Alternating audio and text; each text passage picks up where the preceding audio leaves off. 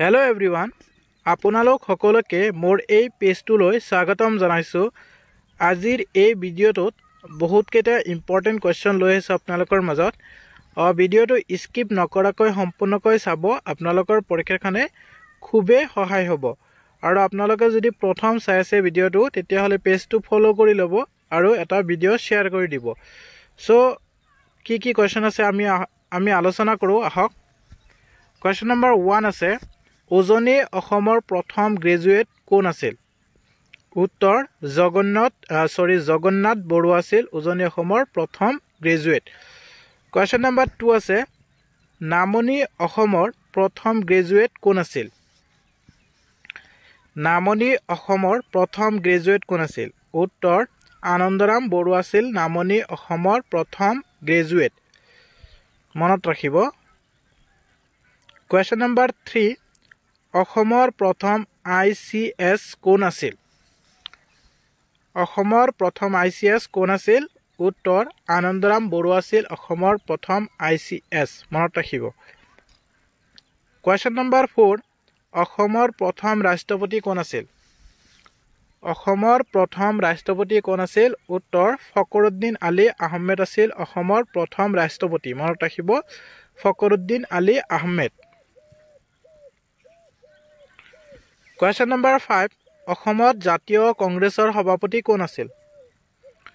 অসমত জাতীয় কংগ্ৰেছৰ সভাপতি কোন আছিল? প্ৰথম জাতীয় কংগ্ৰেছৰ সভাপতি কোন আছিল? উত্তৰ দেৱকান্ত বৰুৱা আছিল 1975 চনত। মনত ৰাখিব, অসমত জাতীয় কংগ্ৰেছৰ সভাপতি আছিল দেৱকান্ত বৰুৱা 1975 চনত। কোৱেশ্চন নম্বৰ 6, অসমৰ প্ৰথম ৰাজ্যপাল হোৱা ব্যক্তি কোন আছিল? অসমৰ প্ৰথম ৰাজ্যপাল হোৱা ব্যক্তি কোন আছিল? উত্তৰ বিষ্ণুৰাম মেধি আছিল। বিষ্ণুৰাম মেধি আছিল। মনত ৰাখিব। কোৱেশ্চন নম্বৰ 7, অসমৰ প্ৰথম PhD কৰা ব্যক্তি কোন আছিল? প্ৰথম অসমৰ PhD কৰা ব্যক্তি কোন আছিল? উত্তৰ ডক্টৰ মইদুল ইছলাম বৰা আছিল অসমৰ প্ৰথম PhD কৰা ব্যক্তি। মনত ৰাখিব। এটা শ্বেয়াৰ কৰি দিব ভিডিঅ'টো আৰু পেজটো যদি ফলো কৰা নাই ফলো কৰি ল'ব। কোৱেশ্চন নম্বৰ 8, অসমৰ প্ৰথম ভাৰতৰ উচ্চতম ন্যায়ালয়ৰ বিচাৰপতি কোন আছিল? উত্তৰ পাৰ্বতী কুমাৰ গোস্বামী আছিল অসমৰ প্ৰথম ভাৰতৰ উচ্চতম ন্যায়ালয়ৰ বিচাৰপতি আছিল। মনত ৰাখিব। কোৱেশ্চন নম্বৰ 9, প্ৰথম গুৱাহাটী উচ্চ ন্যায়ালয়ৰ বিচাৰপতি কোন আছিল? প্ৰথম গুৱাহাটী উচ্চ ন্যায়ালয়ৰ বিচাৰপতি কোন আছিল? উত্তৰ হলিৰাম ডেকা আছিল প্ৰথম অসমীয়া উচ্চতম ন্যায়ালয়ৰ বিচাৰপতি। কোৱেশ্চন নম্বৰ 10 আছে, গুৱাহাটী বিশ্ববিদ্যালয়ৰ প্ৰথম উপাচাৰ্য কোন আছিল? গুৱাহাটী বিশ্ববিদ্যালয়ৰ প্ৰথম উপাচাৰ্য আছিল কৃষ্ণকান্ত সন্দিকৈ আছিল। মনত ৰাখিব, কৃষ্ণকান্ত সন্দিকৈ। কোৱেশ্চন নম্বৰ 11, অসমৰ প্ৰথম পদ্মভূষণ উপাধি কোনে লাভ কৰিছিল? উত্তৰ প্ৰাক্তন মুখ্যমন্ত্ৰী বিমলা প্ৰসাদ চলিহাই অসমৰ প্ৰথম পদ্মভূষণ উপাধি লাভ কৰিছিল। কোৱেশ্চন নম্বৰ 12, প্ৰথম অসমীয়া সংগীত নাটক একাডেমী বঁটা কোনে লাভ কৰিছিল? উত্তৰ শ্ৰী শ্ৰী মিত্ৰদেৱ মহন্তই প্ৰথম অসমীয়া সংগীত নাটক একাডেমী বঁটা লাভ কৰিছিল। মনত ৰাখিব। এটা শ্বেয়াৰ কৰি দিব ভিডিঅ'টো, এতিয়ালৈকে যদি শ্বেয়াৰ কৰা নাই এটা শ্বেয়াৰ কৰি দিয়ক ভিডিঅ'টো। কোৱেশ্চন নম্বৰ 13, বিলাতত শিক্ষা লাভ কৰা প্ৰথম অসমীয়া ব্যক্তি কোন আছিল? উত্তৰ আনন্দৰাম ঢেকিয়াল ফুকন আছিল। মনত ৰাখিব, আনন্দৰাম ঢেকিয়াল ফুকন আছিল। কোৱেশ্চন নম্বৰ 14, জ্ঞানপীঠ বঁটা লাভ কৰা প্ৰথম অসমীয়া ব্যক্তি কোন আছিল? জ্ঞানপীঠ বঁটা লাভ কৰা প্ৰথম অসমীয়া ব্যক্তি কোন আছিল? উত্তৰ ডক্টৰ বীৰেন্দ্ৰ কুমাৰ ভট্টাচাৰ্য আছিল। মনত ৰাখিব, ডক্টৰ বীৰেন্দ্ৰ কুমাৰ ভট্টাচাৰ্য আছিল। কোৱেশ্চন নম্বৰ 15, অসমীয়া টাইপ ৰাইটাৰৰ আৱিষ্কাৰক কোন আছিল? অসমীয়া টাইপ ৰাইটাৰৰ আৱিষ্কাৰক কোন আছিল? উত্তৰ হৰিপ্ৰসাদ বৰুৱা আছিল। মনত ৰাখিব, হৰিপ্ৰসাদ বৰুৱা আছিল। কোৱেশ্চন নম্বৰ 16, কোনজন অসমীয়াই দিল্লীত লণ্ডন বিশ্ববিদ্যালয়ৰ পৰা লাভ কৰিছিল?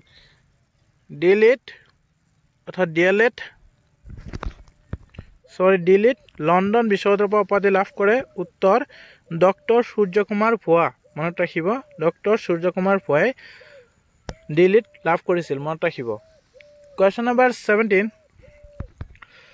সৰ্বভাৰতীয় বিজ্ঞানী বঁটা কোনে লাভ কৰে সৰ্বভাৰতীয় বিজ্ঞানী বঁটা কোনে লাভ কৰে উত্তৰ খনীন্দ্ৰ বৰুৱাই লাভ কৰিছিল মনত ৰাখিব খনীন্দ্ৰ বৰুৱাই কোৱেশ্চন নম্বৰ 18 অসমৰ সৰ্বভাৰতীয় দাদা চাহেব ফাল্কে বঁটা কোনে লাভ কৰিছিল অসমৰ সৰ্বভাৰতীয় দাদা চাহেব ফাল্কে বঁটা কোনে লাভ কৰিছিল উত্তৰ ডক্টৰ ভূপেন হাজৰিকাই লাভ কৰিছিল মনত ৰাখিব ডক্টৰ ভূপেন হাজৰিকাই দাদা চাহেব ফাল্কে বঁটা লাভ কৰিছিল কোৱেশ্চন নম্বৰ 19 অসম আন্দোলনৰ প্ৰথম শ্বহীদ কোন আছিল অসম আন্দোলনৰ প্ৰথম শ্বহীদ কোন আছিল উত্তৰ খৰ্গেশ্বৰ তালুকদাৰ আছিল মনত ৰাখিব খৰ্গেশ্বৰ তালুকদাৰ আছিল কোৱেশ্চন নম্বৰ 20 ভাষা আন্দোলনৰ প্ৰথম শ্বহীদ কোন আছিল ভাষা আন্দোলনৰ প্ৰথম শ্বহীদ কোন আছিল উত্তৰ ৰঞ্জিত বৰপূজাৰী আছিল মনত ৰাখিব ৰঞ্জিত বৰপূজাৰী আছিল ভাষা আন্দোলনৰ প্ৰথম শ্বহীদ কোৱেশ্চন নম্বৰ 21 বিজ্ঞান বিষয়ত ডক্টৰেট উপাধি পোৱা প্ৰথমজন অসমীয়া বিজ্ঞানী কোন আছিল বিজ্ঞান বিষয়ত ডক্টৰেট উপাধি পোৱা প্ৰথমজন অসমীয়া ব্যক্তি কোন আছিল উত্তৰ ৰাধিকাৰাম ঢেকিয়াল ফুকন আছিল ৰাধিকাৰাম ঢেকিয়াল ফুকন আছিল মনত ৰাখিব কোৱেশ্চন নম্বৰ 22 প্ৰথম অসমীয়া উচ্চতম ন্যায়ালয়ৰ মুখ্য ন্যায়াধীশ কোন আছিল প্ৰথম অসমীয়া উচ্চতম ন্যায়ালয়ৰ মুখ্য ন্যায়াধীশ কোন আছিল উত্তৰ ৰঞ্জন গগৈ 46 সংখ্যক আছিল মনত ৰাখিব কাৰ্যকাল আছিল 3-10-2018 পৰা 17-11-2019 লৈকে মনত ৰাখিব কোৱেশ্চন নম্বৰ 23 প্ৰথম অসমীয়া মহিলা স্নাতক কোন আছিল প্ৰথম অসমীয়া মহিলা স্নাতক কোন আছিল উত্তৰ সুখলতা দুৱৰা আৰু সুধালতা দুৱৰা আছিল প্ৰথম অসমীয়া মহিলা স্নাতক কোৱেশ্চন নম্বৰ 24 প্ৰথম অসমীয়া মহিলা গ্ৰন্থকাৰ কোন আছিল প্ৰথম অসমীয়া মহিলা গ্ৰন্থকাৰ কোন আছিল উত্তৰ পদ্মশ্ৰী দেৱী ফুকননী আছিল প্ৰথম অসমীয়া মহিলা গ্ৰন্থকাৰ মনত ৰাখিব পদ্মশ্ৰী দেৱী ফুকননী কোৱেশ্চন নম্বৰ 25 প্ৰথম অসমীয়া মহিলা পদ্মশ্ৰী কোন আছিল প্ৰথম অসমীয়া মহিলা পদ্মশ্ৰী কোন আছিল উত্তৰ নলিনীৱালা দেৱী আছিল মনত ৰাখিব কোৱেশ্চন নম্বৰ 26 প্ৰথম অসমীয়া মহিলা PhD উপাধি কোনে লাভ কৰিছিল PhD উপাধি লাভ কৰা প্ৰথম মহিলা কোন আছিল উত্তৰ ডক্টৰ কমলা ৰয় ফ্ৰান্স আৰু ডক্টৰ তিলোত্তমা গগৈ লণ্ডনৰ পৰা মনত ৰাখিব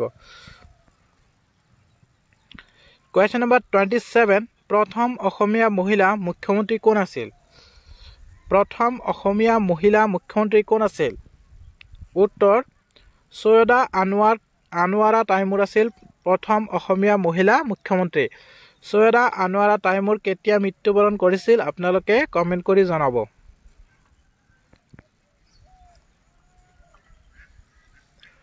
কোৱেশ্চন নম্বৰ 28 প্ৰথম অসমীয়া মহিলা IAS পাছ কোনে কৰিছিল প্ৰথম অসমীয়া মহিলা IAS পাছ কোনে কৰিছিল IAS পাছ কৰা প্ৰথম মহিলা আছিল পাৰুল দাস মনত ৰাখিব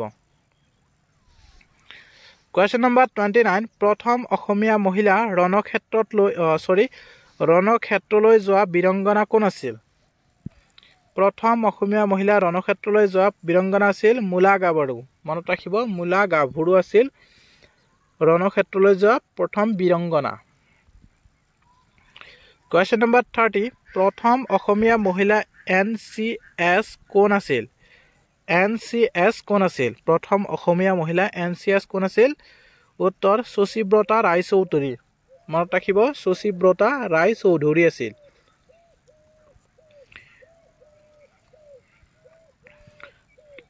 কোৱেশ্চন নম্বৰ 31 প্ৰথম অসমীয়া মহিলা অসম সাহিত্য সভাৰ সভাপতি কোন আছিল প্ৰথম অসমীয়া মহিলা অসম সাহিত্য সভাৰ সভাপতি কোন আছিল উত্তৰ নলিনীবালা দেৱী আছিল মনত ৰাখিব নলিনীবালা দেৱী আছিল এটা শেয়াৰ কৰি দিব অনুগ্ৰহ কৰি ভিডিঅটো আৰু পেজটো যদি ফলো কৰা নাই ফলো কৰি ল'ব কোৱেশ্চন নম্বৰ 32 প্ৰথম অসমীয়া মহিলা সাহিত্যিক পেঞ্চনাৰ কোন আছিল উত্তৰ নলিনীবালা দেৱী আছিল মনত ৰাখিব নলিনীবালা দেৱী আছিল প্ৰথম অসমীয়া মহিলা সাহিত্যিক পেঞ্চনাৰ কোৱেশ্চন নম্বৰ 33 প্ৰথম অসমীয়া মহিলা অৰ্জুন বঁটা কোনে লাভ কৰে অৰ্জুন বঁটা প্ৰথম মহিলা কোনে লাভ কৰে উত্তৰ মনালিসা বৰুৱা মেহতাই প্ৰথম অসমীয়া মহিলা অৰ্জুন বঁটা লাভ কৰা মহিলা আছিল কোৱেশ্চন নম্বৰ 34 প্ৰথম অসমীয়া মহিলা গুৱাহাটী উচ্চ ন্যায়ালয়ৰ ন্যায়াধীশ কোন আছিল গুৱাহাটী উচ্চ ন্যায়ালয়ৰ ন্যায়াধীশ কোন আছিল প্ৰথম অসমীয়া মহিলা উত্তৰ মীৰা শৰ্মা আছিল মনত ৰাখিব মীৰা শৰ্মা কোৱেশ্চন নম্বৰ 35 প্ৰথম অসমীয়া মহিলা গুৱাহাটী বিশ্ববিদ্যালয়ৰ অধ্যাপিকা কোন আছিল প্ৰথম অসমীয়া মহিলা গুৱাহাটী বিশ্ববিদ্যালয়ৰ অধ্যাপিকা কোন আছিল উত্তৰ লীনা দেৱী আছিল মনত ৰাখিব লীনা দেৱী কোৱেশ্চন নম্বৰ 36 প্ৰথম অসমীয়া মহিলাই ভূগোলত PhD কোনে লাভ কৰিছিল ভূগোলত PhD লাভ কৰা প্ৰথম অসমীয়া মহিলা কোন আছিল উত্তৰ দীপ্তি দাস আছিল মনত ৰাখিব দীপ্তি দাস কোৱেশ্চন নম্বৰ 37 সাহিত্য অকাডেমি বঁটা লাভ কৰা প্ৰথম অসমীয়া মহিলা কোন আছিল সাহিত্য অকাডেমি বঁটা লাভ কৰা প্ৰথম অসমীয়া মহিলা কোন আছিল উত্তৰ নলিনীবালা দেৱী আছিল মনত ৰাখিব নলিনীবালা দেৱী আছিল কোৱেশ্চন নম্বৰ 38 প্ৰথম অসমীয়া মহিলা জ্ঞানপীঠ বঁটা বিজয়ী কোন আছিল জ্ঞানপীঠ বঁটা বিজয়ী প্ৰথম মহিলা কোন আছিল উত্তৰ ডক্টৰ মামণি ৰয়ছম গোস্বামী আছিল প্ৰথম অসমীয়া মহিলা জ্ঞানপীঠ বঁটা বিজয়ী কোৱেশ্চন নম্বৰ 39 প্ৰথম অসমীয়া মহিলা অসমৰ ৰাজ্য শাসন কৰা মহাৰাণী কোন আছিল প্ৰথম অসমীয়া মহিলা অসমৰ ৰাজ্য শাসন কৰা মহাৰাণী হল ফুলেশ্বৰী কুঁৱৰী আছিল মনত ৰাখিব ফুলেশ্বৰী কুঁৱৰী আছিল লাষ্ট কোৱেশ্চন নম্বৰ 40 বন্য জীৱৰ ওপৰত গৱেষণা কৰা ভাৰত তথা অসমৰ প্ৰথম গৰাকী মহিলা কোন আছিল আহিব পাৰে ইম্পৰ্টেন্ট হয় কোৱেশ্চনটো মনত ৰাখিব পৰীক্ষাত পাব পাৰে বহুত চান্স আছে কোৱেশ্চনটো সো মনত ৰাখিব উত্তৰ ডক্টৰ লতিকা নাথ অৰ্থাৎ বাক ৰাজকুমাৰী বুলিও পৰিচিত বাক ৰাজকুমাৰী বুলি পৰিচিত বুলি মনত ৰাখিব